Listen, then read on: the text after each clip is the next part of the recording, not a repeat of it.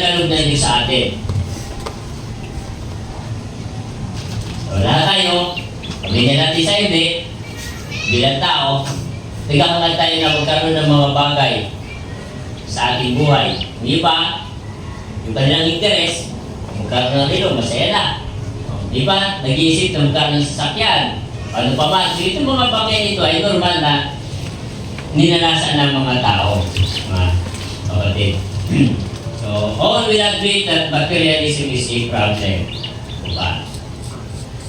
Problema po yan. So, pangalawa, few admit, minded.